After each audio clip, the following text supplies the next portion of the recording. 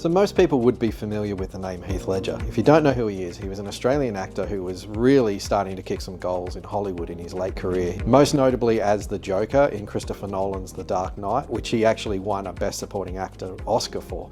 And there was good reason for that. His role in that movie was absolutely incredible. More than any other actor who has played the Joker in other iterations of the DC universe, Heath Ledger really just encapsulated the absolute psychotic nature of what the Joker actually is. Now, unfortunately, Heath passed away in 2008, which was really disappointing because he was one of those actors that you could just see becoming one of the truly great actors of our time. Now, if you're Australian, you would probably actually be familiar with a lot of Heath's earlier work. One of the movies for me that really stands out from his career is a movie by the name of Two Hands. Now, if you haven't seen this movie, it is absolutely incredible. It is so well made. So it was directed by Gregor Jordan and had just a iconic cast of Australian actors, including Brian Brown, David Field, Heath Ledger, and Rose Byrne. Now, there's a reason why this movie is just so incredible and stands out to me as just an icon of Australian cinema. Almost all the movies that we watch just have a protagonist who just has this amazing level of skill. If you watch a Jason Statham movie, for instance, like, he's just a normal guy. He doesn't have super abilities, and he can just essentially mow through guys in movies and wipe out entire armies of people. And we as an audience are just expected to believe that this superior skill exists in this average human. But the thing that makes Two Hands so exceptional a movie is that it is just a guy. He isn't superhuman. He doesn't have any skills. He doesn't have any special abilities. He's not even that smart. That Heath Ledger's character is essentially just a guy that's working as a bouncer at a nightclub, and he basically gets this opportunity to work with essentially the local crime lord. Now, being just a fairly dim guy, he thinks that this is a great opportunity, takes on the job for this guy as a bit of a test, and completely fucks it up. He ends up getting robbed, and then the rest of the movie is basically about him trying to find some way to get money back before he gets caught by this crime lord to essentially pay off that debt so he doesn't get himself in more shit or potentially unalive, while still pursuing a girl that he's just met, which is his love interest, who's played by Rose Byrne. Now, one of the things this movie really makes you question is, as a normal average person, could you do